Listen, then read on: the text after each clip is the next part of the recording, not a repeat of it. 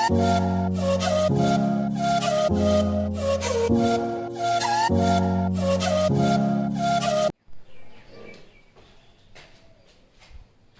Guys, स्वागत है आप सबका आपके अपने YouTube चैनल कॉन्सेप्ट क्लासेस पे।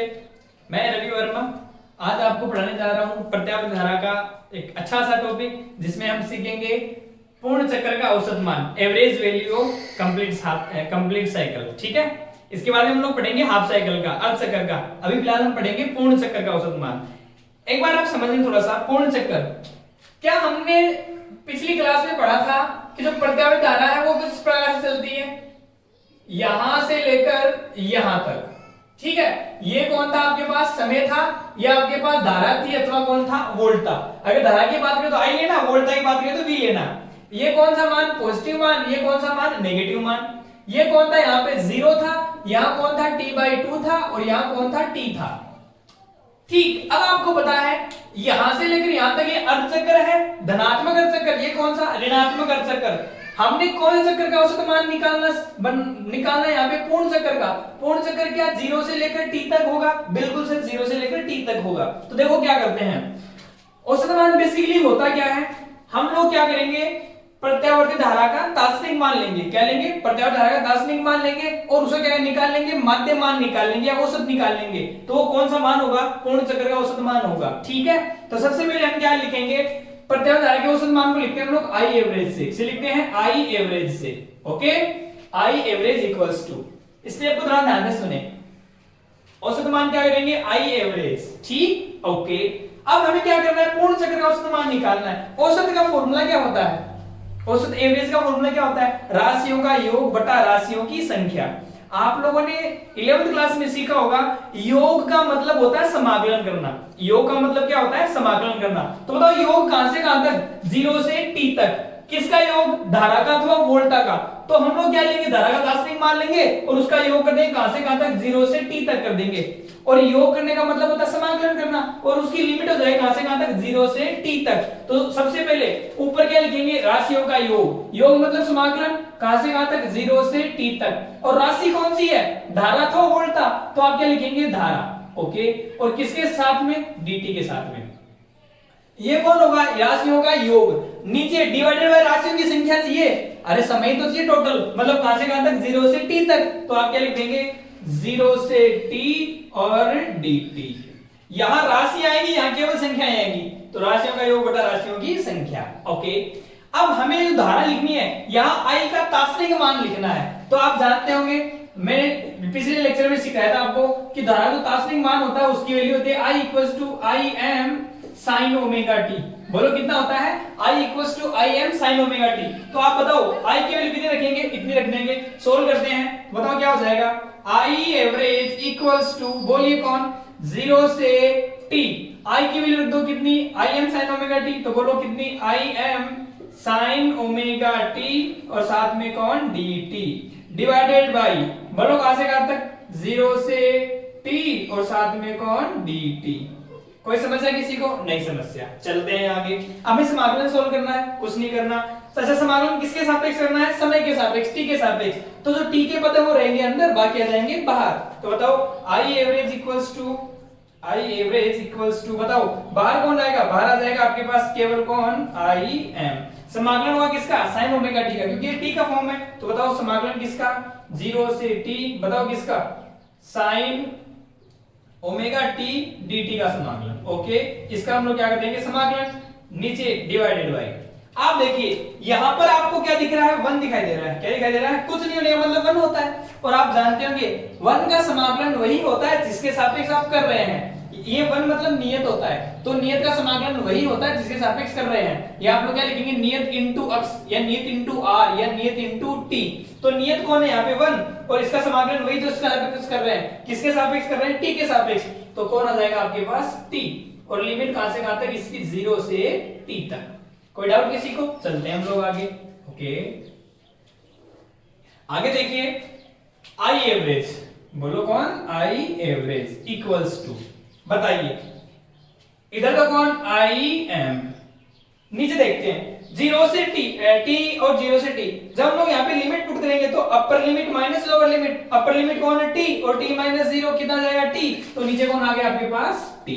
कोई डाउट किसी को? और हमें समाकलन किसका करना है, साइन ओमेगा टी का, और आप जानते हैं साइन का समाकलन होता है माइनस कोस, तो साइन का समाकलन क्या हो जाएगा, माइनस कोस ओमेगा टी।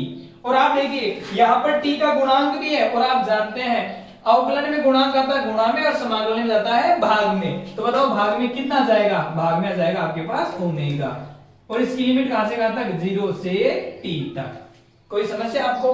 क्या हम लोग माइनस ओमेगा बाहर ले सकते हैं, ले लीजिए, या आई एवरेज इक्वल्स टू, बताओ क्या हो जाएगा, ऊपर कौन है आई एम, क्या माइनस का आई ओमेगा बाहर ले सकते हैं, तो माइनस का आ गया बाहर, बिल्कुल माइनस बाहर आ गया, ये लीजिए माइनस आ गया बाहर, तो माइनस बाहर आ गया, ओमेगा बाहर ले लीजिए, ओमेगा टी, ओके। और साथ में अब लिमिट रख देते हैं, चलो एक बार लिख लो, बताओ क्या, cos ओमेगा टी, और साथ में कहा जीरो से टी तक। ओके चले आगे चलते हैं। अच्छा चलो लिमिट रखते हैं, पहले अपर लिमिट और बाद में लोअर लिमिट। तो आई एवरेज इक्वल्स टू, बताइए, minus I m upon omega t. Limit रखिए, upper limit minus lower limit, तो बताओ कौन, cos omega t minus cos omega into zero, cos omega into zero क्या हो जाएगा, cos जीरो। ठीक है, अब एक छोटी सी बात, क्या आप जानते हैं, क्या जानते हैं, क्या आपने पढ़ा है ओमेगा बराबर होता है 2 पाई अपॉन टी, कोणीय वेग पढ़ा होगा ना आपने 11th क्लास में। ओके, ओमेगा बराबर क्या है 2 पाई अपॉन टी, या हमें तो ओमेगा टी चाहिए, तो बताओ ओमेगा टी क्या हो जाएगा, ओमेगा टी हो जाएगा 2 पाई। तो देखो ओमेगा 2 पाई अपॉन टी, तो ओमेगा टी क्या हो जाएगा 2 पाई। तो जहां जहां आपको ओमेगा टी दिखे वहां पे आप क्या लिख दो, 2 पाई लिख दो। ठीक है, एक बार हम लोग इसको याद कर लेते हैं, फिर चलते हैं आगे।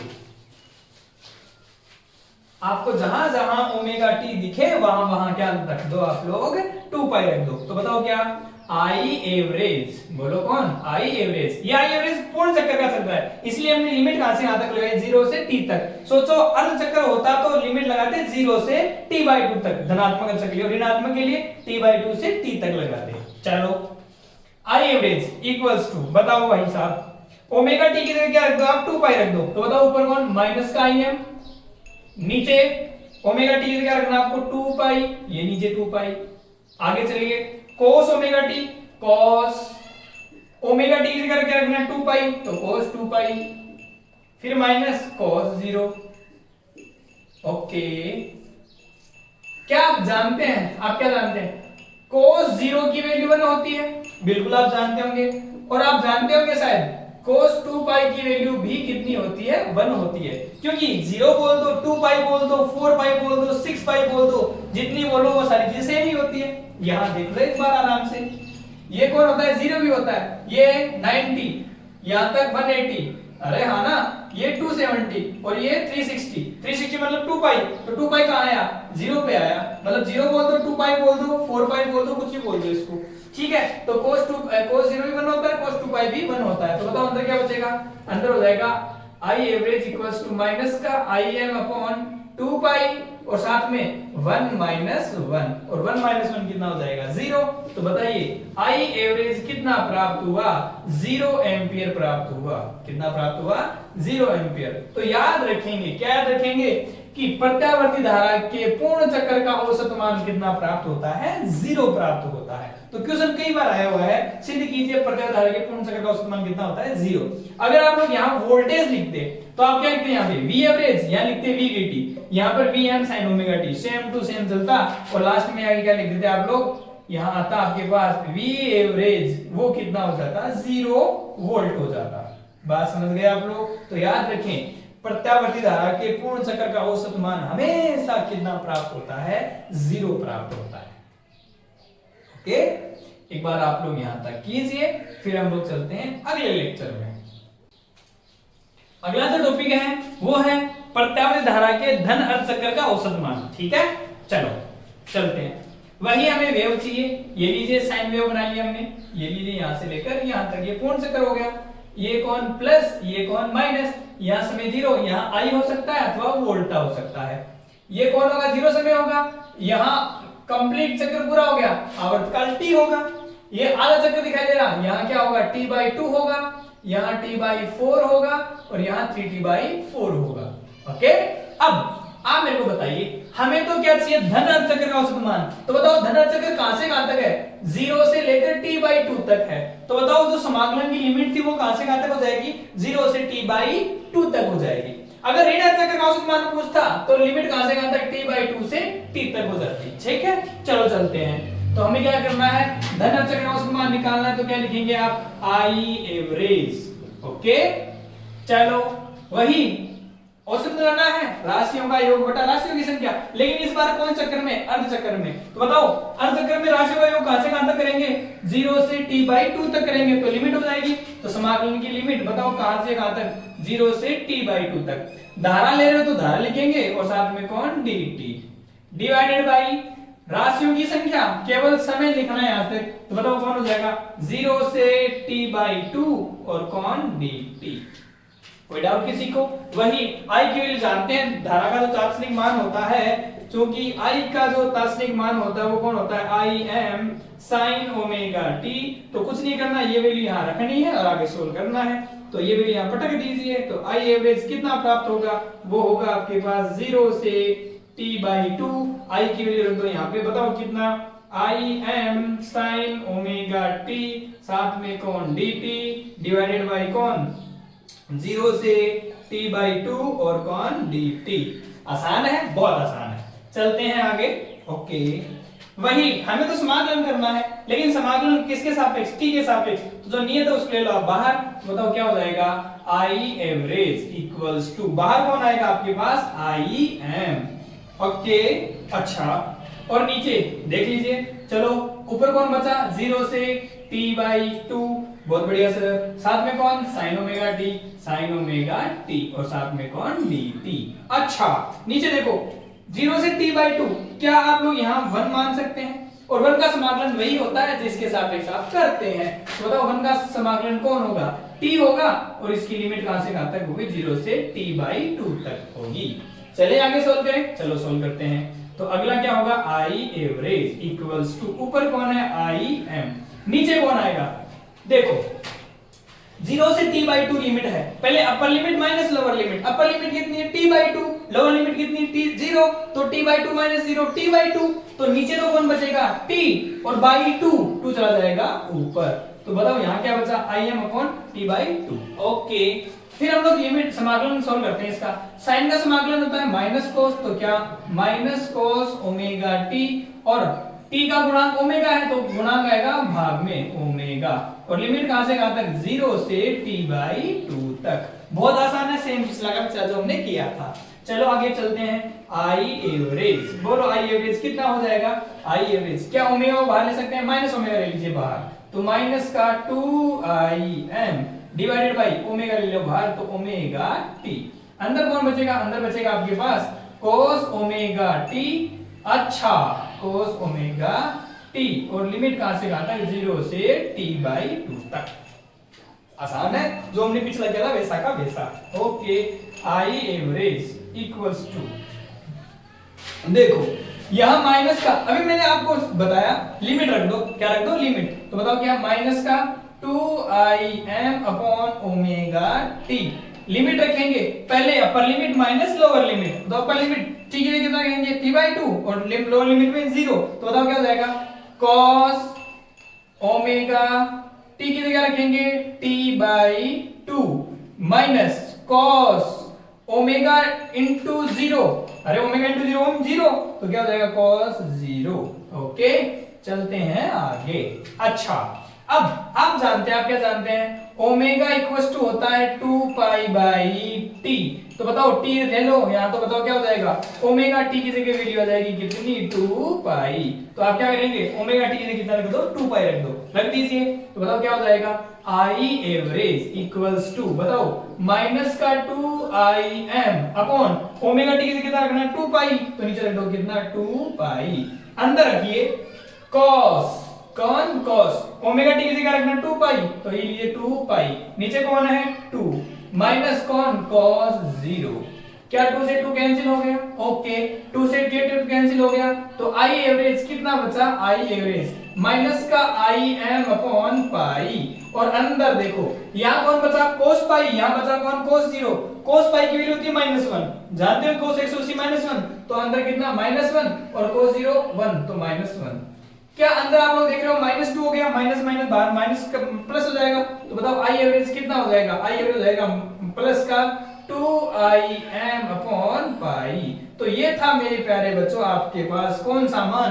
प्रत्यावर्ती धारा के धन अर्धचक्र का औसत मान। ओके, अगर वोल्टेज होता, कौन होता यहाँ पर? वोल्टेज होता, तो वी एवरेज बताओ क्या हो जाता? प्लस का 2vm अपॉन पाई आ जाता। समझ गए आप लोग? अच्छा, एक छोटी सी बात, जब आप लोग 2 में पाई का भाग देंगे, जब आप 2 में पाई का भाग देंगे, पाई का मान होता है 3.14 या 22/7, जो भी आप रखेंगे, तो आई एवरेज की जो वैल्यू है वो मेरे बच्चों आप लोग याद रखना और भाग देके देख लेना आराम से। आपके पास आएगा ये 0.637 और साथ में कौन लग जाएगा? I am.